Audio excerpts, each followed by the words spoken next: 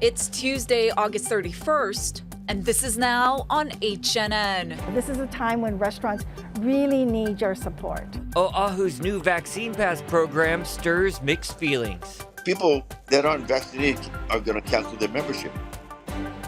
Guaranteed. Hospitals begin conserving oxygen as an influx of COVID patients strains the state's supply. The challenge is that the very dramatic increase in COVID hospitalizations. The long work to repair the damage left by Ida is just beginning. I'm Michael George in Bridge City, Louisiana, with when hurricane victims may finally get some relief. It's very flattering. We've got these stories, plus we'll introduce you to the sheriff's deputy that looks just like The Rock. These stories and more coming up on This Is Now.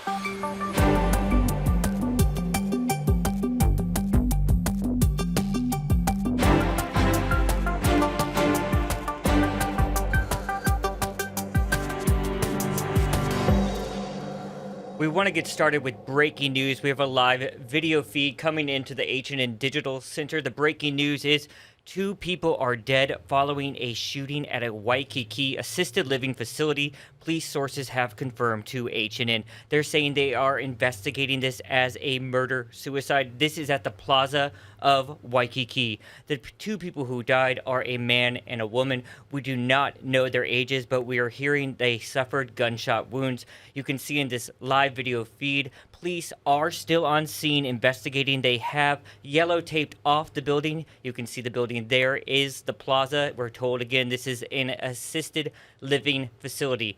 Again, the information coming into our newsroom right now, police are investigating a deadly shooting where 2 people have passed away. And we're just told seconds ago by our HPD source that they are investigating this as a murder-suicide incident. We'll continue to follow this all day long here at HNN and on This Is Now as we get more news in. But now let's get to some other news. Now to the pandemic, the state health department is reporting 553 new COVID cases today. The breakdown by island shows 430 cases on Oahu, 65 on the Big Island, 37 on Maui, 13 on Kauai, and 8 people diagnosed out of state. Now, throughout the pandemic, Kauai has been one of the strictest counties in the state for emergency rules and closures. And the island now seeing cases surge to new levels, and this is raising concerns over Kauai's hospital capacity and new restrictions. Mayor Derek Kawakami joined us by phone today, and we asked him if there will be calls for more restrictions in the county.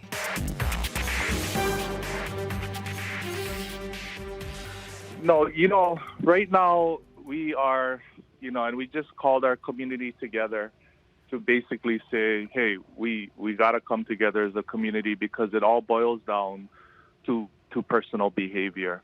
When we put up restrictions, it comes with a heavy consequence, and especially a big stay-home order, which in my opinion and other health experts' opinion is the most effective way to really flatten the curve very quickly. But like I said, it comes with a set of consequences, which includes an increase of domestic violence, child abuse, mental health issues. And this time around, we have much more tools to respond to dampen the blow. We have vaccines. Hospitals have new treatment. On Kauai, we keep a close eye on our hospitalization rate and our positivity rate.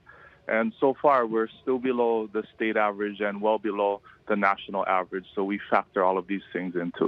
Let's get to some other updates. In just 2 weeks, you'll need to show proof of vaccination or a negative COVID test to go to thousands of businesses on Oahu. There are a few exceptions, but the list of businesses is long. It includes restaurants, bars, gyms, arcades, and other entertainment and recreational settings. The new rules apply to both employees and customers. The program is called Safe Access Oahu. It starts September 13th and runs for 60 days. Customers will have to show a hard copy of their COVID-19 vaccination card or a photo of it. They can also use the Safe Travels Hawaii app, which shows proof of vaccination. So here are some exemptions to this new program. You can show a negative COVID test within 48 hours of your visit to a business. Kids under 12 are also okay, since they cannot get vaccinated. These new rules do not apply to customers staying less than 15 minutes or places doing takeout. Liquor sales will also be capped at 10 p.m. Businesses who do not comply will be cited or even shut down. Our Sammy Selena joins us now with more on how restaurants are feeling about the new program. So the Hawaii Restaurant Association said these restrictions, it could have been tighter, it could have been a lot worse. So they'll definitely take what they can get. We're actually joined by their executive director, SHERYL Matsuoka. Thank you so much for joining Good morning, us. Sammy. I know that you have been very busy since the announcement yesterday afternoon. What have folks been telling you? What have restaurant owners been telling you? Well, first of all, the restaurant owners, of course, were very surprised. You know, they didn't expect anything like this to happen. But yet, as you know, our COVID case count has been extremely shocking. So we knew something was going to happen. Everybody anticipated. Most of the calls were, are they going to shut us down? Are they going to close our dining rooms like they did twice in 2020? So we're glad that at least we have the testing option included in the vaccination passport. Yeah. What do you, I know a lot of people are worried about this. A lot of restaurant owners are scared revenue is going to go down, but could there be a bright side to this? Yes, we're hoping, Sammy, you know, of the population that is able to get vaccinated, we're at 85%. So we're hoping that those 85% of the people that have been vaccinated come back to our dining rooms and come enjoy, again, our restaurants in Hawaii. And those that are not going to get vaccinated, because we know that there's a population, whether they have medical reasons that they cannot get vaccinated, please take out. You know, this is a time when restaurants really need your support. Yeah, definitely. And what do you think could be the potential impact specifically for mom and pop places? You know, really tiny restaurants that, that are struggling as it is right now. That's exactly, we've been hearing that those are the restaurants that are going to be struggling the most. So if they're in your neighborhood, and there's certain neighborhoods, certain zip codes that are less than 50% vaccinated, we know that those locations really are going to need the community to support them. Right. No, I really do appreciate it, SHERYL. Thank you so much for joining us. Thank you, Sammy. Yeah, of course. And again, this applies to more than just restaurants, like you said, gyms, movie theaters, arcades, other businesses as well. Back to you guys in the studio. So one gym owner we talked to says he understands the need for the Safe Access Oahu program, but says he's already losing members. Here's David LEONG, owner of Powerhouse Gym in AIEA. I can tell you, in the gym industry, probably 30 to 40% of the members are not vaccinated because they're hit that demographics of 20 to 45-year-olds, right? Who think that they're young and strong and healthy, and they don't need it. So, and as far as the employee side, because they had this unemployment that was giving each person that was unemployed extra $300, which ends September 4th, I'm already shorthanded. And now I'm going to be even more shorthanded because I have a handful of employees that are not vaccinated. The COVID surge is taking up so much of Hawaii's medical oxygen supply. Several major hospitals are canceling appointments for certain elective procedures. Hawaii Pacific Health is cutting back at Kapiolani, Straub, Palimomi, and Wilcox medical centers. The Queen's Health Systems has also been postponing elective procedures. Other hospitals are likely to follow suit. It's another sign of the strain on medical facilities, and shipping oxygen from the mainland is no easy feat. Allison Blair has more. Health officials say over the past month, daily consumption of medical-grade oxygen has jumped 250%. When resources are scarce, we want to ensure that we're using oxygen appropriately. The head of the Healthcare Association of Hawaii says oxygen consumption in the islands has increased to the point where the demand could soon exceed what the state's 2 production facilities can supply. Medical grade or liquid oxygen is used to treat patients with illnesses like emphysema, lung cancer, and COVID-19. Normally, we have plenty of supply. The challenge is that the very dramatic increase in COVID hospitalizations over the month of August has gotten to the point where we may need to bring in oxygen from the mainland. Something that's rarely done. What's making it even more of a challenge is a worldwide shortage of ISO tanks, the containers needed to transport liquid oxygen via cargo ship. The state is currently working with the feds to figure out a solution. Hospitals continue to deal with staff shortages, and help from the continent is slow to arrive. For the second week in a row, Hawaii welcomed about 40 fewer traveling nurses than expected. We have 409 FEMA-funded personnel in the state as of today, and we have another wave coming next weekend. We're told the state's 2 oxygen production sites are operating at full capacity and now only producing medical-grade gas. In Honolulu, Allison Blair, Hawaii News Now. So here's some really interesting numbers I wanted to pass along. Hawaii visitors are spending more than they were before the pandemic, $186 a day per person, a 12% jump from July in 2019, according to the Department of Business, Economic Development, and Tourism. But overall spending last month was down 7% because arrivals also dipped by nearly 12%. Developing news now, the 20-year war in Afghanistan is officially over and the Taliban have taken control. Natalie Brand has the latest developments from the White House, where the president spoke a short time ago.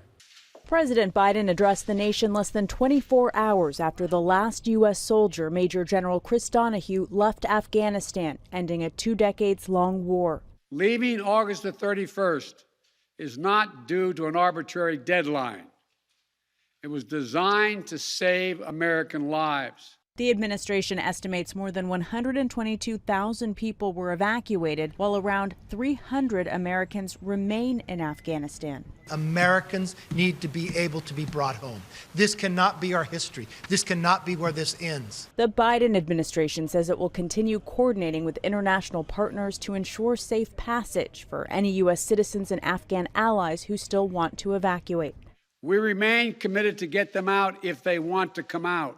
The State Department has moved diplomatic operations from Kabul to Doha, Qatar. Critics of the complete withdrawal from Afghanistan worry that it will impede the U.S.'s ability to collect intelligence and protect against future threats.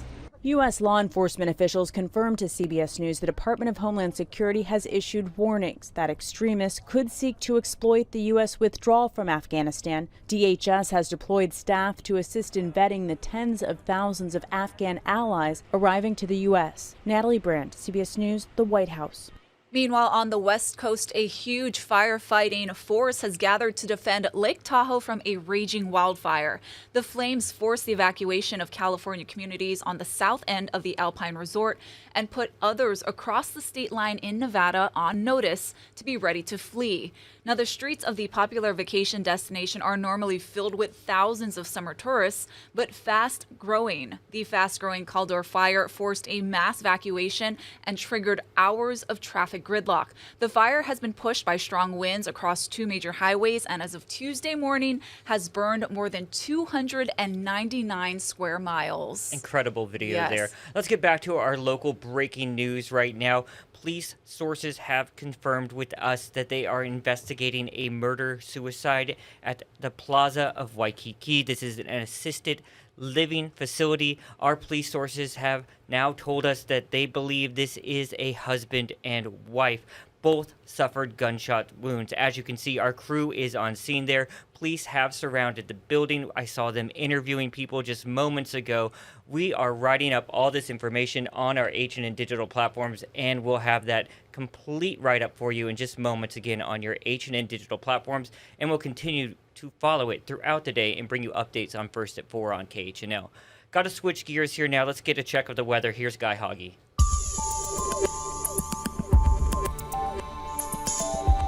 Not a whole lot of surf to speak of. Minor pulses going to be rolling in through the week for South Shores. And for the next few days, box jellyfish will be in town as well, so check with lifeguards just to be safe. And East Shore is small for today, but when the trade winds pick up, likely on Thursday, we're going to start to see an increase in those easterly wind swells. So light variable winds, lots of sunshine with afternoon clouds and showers today and tomorrow. Trade winds build back in on Thursday with a few more windward and Mauka showers. Going to be especially windy on Friday before the winds back down on Sunday. Keep it here on Hawaii News Now. We'll have all your severe weather updates. Let's talk about the severe weather on the mainland now. The remnants of Ida continue to turn northward, leaving behind widespread power outages. Let's turn it over to Michael George.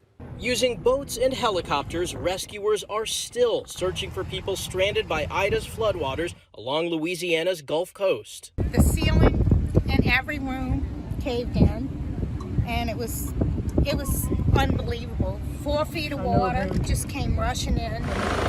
Cell phone video captured a hospital evacuation of about 100 patients. Inside of one of the transfer vehicles, they were stacked 3 rows high. Overall, the storm that made landfall as a Category 4 hurricane Sunday was a test of the region's flood defense system, fortified after Hurricane Katrina. For the most part, it held, but the region's power grid did not. This was a 400-foot tall transmission tower. After Ida, it's a pile of rubble. It's one of the reasons power is out in the New Orleans metro area. Supermarkets, gas stations, hospitals, they're all trying to run on backup generators. The storm knocked out more than 2,000 miles of transmission lines. Louisiana's governor says 25,000 utility workers are making repairs and more crews are on the way. But it could be weeks before power is restored. I can't tell you when the power is going to be restored, but what I can tell you is we're going to work hard every single day to deliver as much assistance as we possibly can. It hurt, man. 70-year-old Theophilus Charles says he weathered multiple hurricanes in this home built by his grandmother. They just start falling apart, blowing away on me. I ain't got a dry spot in the house. Ida changed that, and now he says he has no place to go. Michael George, CBS News, Bridge City, Louisiana. An update on a story you saw on This Is Now. Terry Dietz swam 14 miles across the Kaiwi Channel Sunday night, but a swarm of Portuguese man-o-war made it impossible for her to complete her journey to Oahu. The former aerobics champ left Molokai Sunday afternoon in an attempt to make it to Sandy Beach by lunchtime yesterday. But she and her partner had to call it off at around 2 yesterday morning after she suffered severe stings. They made it about halfway. Kids in China will have their video game time reduced, not by mom and dad, but by the Chinese government. Stephen Jiang has more. These new rules are not entirely surprising. Just a few weeks ago, a major state media outlet described video games as spiritual opium, as a result wiping out billions of dollars in market value for some of the country's biggest gaming companies. So these latest rules are almost the other shoe dropping. Now, this is not even the Chinese government's first attempt to limit playtime for minors. Back in 2019, they already limited playtime for people under 18 to 90 minutes each day and 3 hours at most during public holidays. They have also long required real name registration and login for all video games. But all of these restrictions apparently not enough, according to officials, because they have received so many complaints from parents who say gaming addiction has severely affected their children's ability to learn, to study, their mental and physical health, as well as causing social problems. So the authorities trying to frame their latest decision as addressing people's concerns and protecting children's welfare. Now, the enforcement is mostly going to be carried out by gaming companies, which have pledged to strictly follow the latest regulations. But they also added that minors account for only a very small portion of their user base as well as revenues. There are, of course, plenty of supportive and even cheering voices online, with parents, some even outside of China, applauding this decision as a move long overdue. But this kind of nanny state approach, of course, is very much controversial. South Korea, for example, is in the process of abolishing gaming curfew for teenagers because of the lack of effectiveness. And some people also say this latest move is another example of the ruling Communist Party here trying to reinsert itself into every aspect of people's private life for political and ideological reasons, especially for the younger generation. Just in the past few weeks, the government here has banned after-school private tutoring, and they're also cracking down on so-called celebrity worshipping culture among the young people. And now, of course, these gaming restrictions. So leaving some people asking sarcastically, what are young Chinese people now supposed to do during their spare time? Stephen Jiang, CNN, Beijing. All right, let's see what the internet is buzzing about today. And there's one topic I like more than space news, and that's dinosaur news. No lie, I watched Jurassic Park last night for about the 500th time. So here's the news. Fossilized remains of Big John, the largest Triceratops dinosaur ever discovered, will be sold at a Paris auction house. Ashley? Christmas gift ideas next month and could fetch, oh, you could afford this, $1.7 million. Yeah, I think that's in your Christmas card account or Christmas club account. Big John roamed the lands of modern-day South Dakota more than 66 million years ago. Researchers unearthed pieces of it back in 2014, and by the time they were all done, they had more than 60% of a full skeleton. And now it's nearly complete, including a skull, which is more than 9 feet in length. That is crazy. Yeah. That's more than a third of its overall body. I'm just imagining Big John in your apartment, John. Oh my, yeah. Big John and Little John. It'd fit.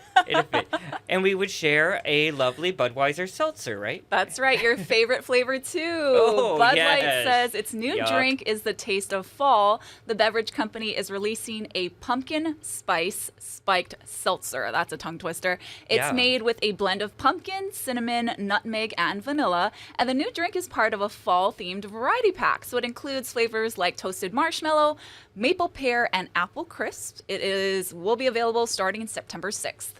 And Disney is going to give a sequel to Jungle Cruise. Dwayne Johnson and Emily Blunt are expected to return, and the film has done medium good financially since debuting in theaters and on Disney Plus about a month ago. It broke $1 million in the U.S., which has been relatively rare this year, and supposedly made $30 million from that Disney Plus deal. And speaking of The Rock, a sheriff's deputy in Morgan County, Alabama, is apparently the spitting image of the wrestler and actor. Jeannie Moose compares this lookalike to the real deal. Take a good look at this deputy's face. Does it ring a bell? Patrol Lieutenant Eric Fields is a dead ringer for Dwayne "The Rock" Johnson, only wearing more clothes. For years, his co-workers at the Morgan County, Alabama Sheriff's Department have teased him. Even perps he's collared have mentioned it. They look at me and they're like, my goodness, you're The Rock. But only after this woman, people swear up and down it's him, noticed his photo posted on the Sheriff's Department Facebook page. Look at him. You cannot tell me that is not Mr. Dwayne. Then posted it on TikTok. Did it go viral? It's very flattering. Deputy Fields knows how to deliver The Rock's signature line. Can you smell what The Rock is cooking? His wife once took an action figure of The Rock from his wrestling days and used clay to transform it into an action figure of her hubby, the deputy. She's The Rock.